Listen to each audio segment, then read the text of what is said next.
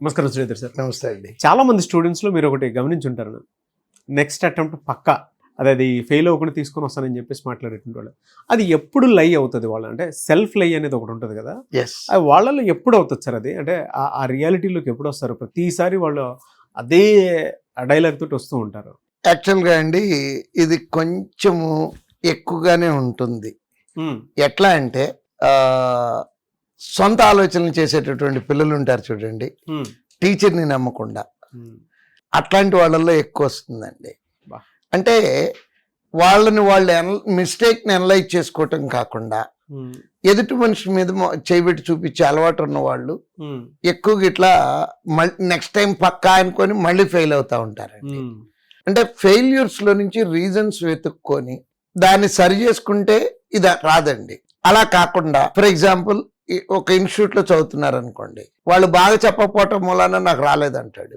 లేదు ఏదైనా ఒక బుక్ ప్రిపేర్ అయ్యాడు అనుకోండి, ఆ బుక్లో ఉన్న ఏవి రాలేదంటాడు. అంటే ఫాల్ట్ ఫైండింగ్ సెషన్లు పెట్టుకుంటూ ఉంటారండి. నెక్స్ట్ వాడు నేర్చుకోవటం కాకుండా ఎదుటివాడికి వీడి దగ్గర ఉన్నటువంటి విజ్ఞానాన్ని ప్రదర్శించాలనుకుంటారు.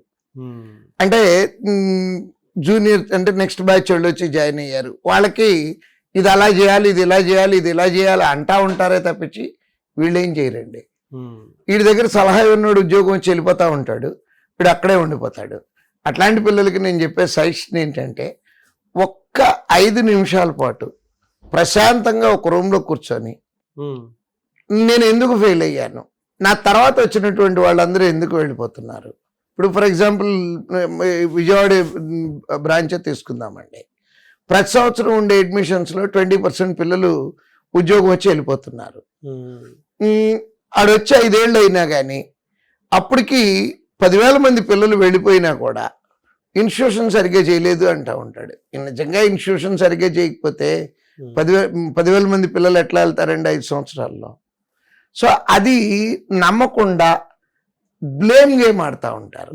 ఈ బ్లేమ్ గేమ్ అనేది తగ్గించుకొని ఇన్స్టిట్యూషన్ని లేదా ఒక మెంటార్ని నమ్మి గనక, అంటే వాళ్ళల్లో ఉన్న తప్పులు వాళ్ళకి తెలియవండి. ఒక 2 సంవత్సరాలు 3 సంవత్సరాలు అయిపోయింది అంటే బూజు పెట్టిపోతుందండి. ఆ పట్టిన బూజు వదలాలి అంటే ఓపెన్ హార్ట్తో వెళ్ళి ఒక మెంటార్ దగ్గర కూర్చొని, సార్ సలహా చెప్పండి సార్, నాకు ఫాలో అయిపోతాను, ఏం జరిగినా ఉద్యోగం వచ్చేటట్టు చేయండి సార్ నన్ను అని వెళ్ళి కూర్చుంటే డెఫినెట్గా సరి చేయొచ్చండి. కాకపోతే ఇది కాకుండా ఆయన బాగా చెప్పలేదంటాడు. ఆయన బాగా చెప్పకపోతే అన్ని వేల ఉద్యోగాలు ఎట్లా వస్తాయండి? వాళ్ళు పెట్టిన టెస్టుల్లో బిట్లు మ్యాచ్ అవ్వలేదంటాడు. 100% ఎలా మ్యాచ్ అవుతాయి అసలు? అవవు కదా. బ్లేమ్ గేమ్ నుంచి బయటకు వచ్చి గ్రౌండ్ రియాలిటీలోకి రావాలండి.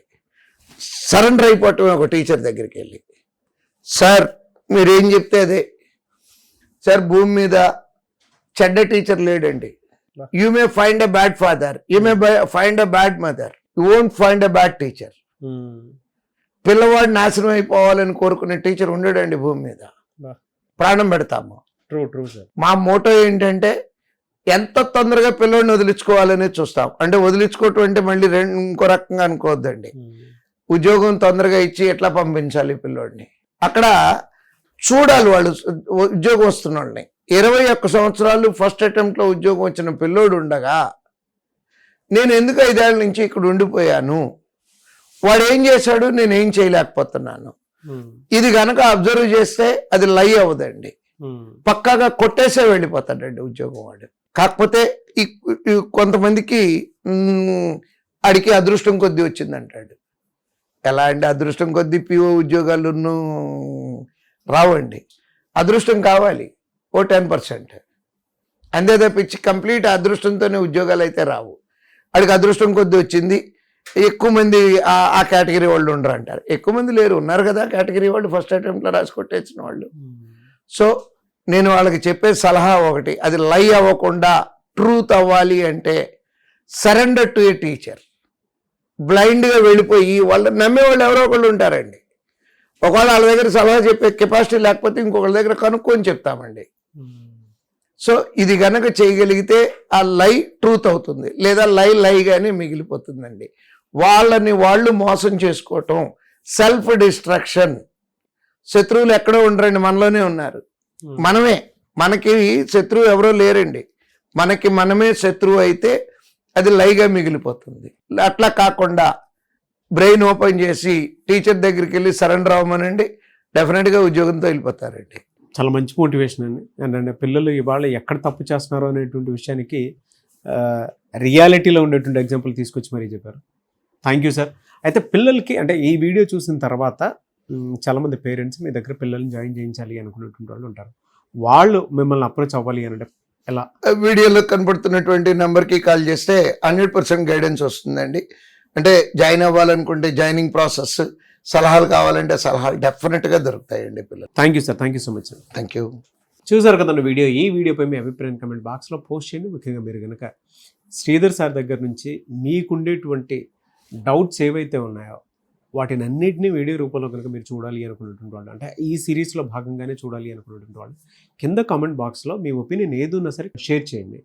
దానివల్ల ఏంటంటే మీకుండేటువంటి డౌట్స్, అంటే ప్రతి స్టూడెంట్కి ఉంటుంది, కాంపిటేటివ్ ప్రిపేర్ అయిన ప్రతి స్టూడెంట్కి ఆ ఆలోచన అనేది ఖచ్చితంగా ఉంటుంది. దాన్ని ఎలా ఓవర్కమ్ చేయాలనేది వీడియో రూపంలో, సొల్యూషన్స్ రూపంలో మీరు చూడడానికి అవకాశం ఉంటుంది. కాబట్టి ఎవరున్నా సరే కింద కామెంట్ బాక్స్లో మాత్రం పోస్ట్ చేయండి. అండ్ శ్రీధర్ సీసీలో కనుక జాయిన్ అవ్వాలి అనుకుంటే మాత్రం స్క్రీన్ మీద మీకు కాంటాక్ట్ నెంబర్ కనిపిస్తుంది కదా, దానికి మీరు కాల్ ఆర్ మెసేజ్ వాట్సాప్ చేసినా సరే వెంటనే ఎన్రోల్ చేసుకోండి. ఈవెన్ పేరెంట్స్ అయినా సరే ఒక్కసారి మీరు విజిట్ చేయండి శ్రీధర్ సీసీ. ఇక్కడ టీచింగ్ కానీ, ఫ్యాకల్టీ కానీ అండ్ టెక్నికల్గా చూసుకున్నా కూడా చాలామంది రెగ్యులర్గా మాక్ టెస్ట్లు అవి కండక్ట్ చేస్తూ ఉంటారు కదా, అవి రాస్తూ ఉంటారు. ఆ ప్యాటర్న్ కూడా ఏ విధంగా ఉందో చూసి దాన్ని బట్టి మీరు జాయిన్ అవ్వచ్చు. అంటే ఎక్కడా లేని విధంగా మన ఇండియాలోనే 2 తెలుగు రాష్ట్రాల్లోనే ఒక శ్రీధర్ సీసీలోనే ఉండేటువంటి ఫెసిలిటీస్ ప్రతి స్టూడెంట్కి గవర్నమెంట్ జాబ్ క్రాక్ చేయడానికి అవకాశం ఉండేలాగా ఉంది.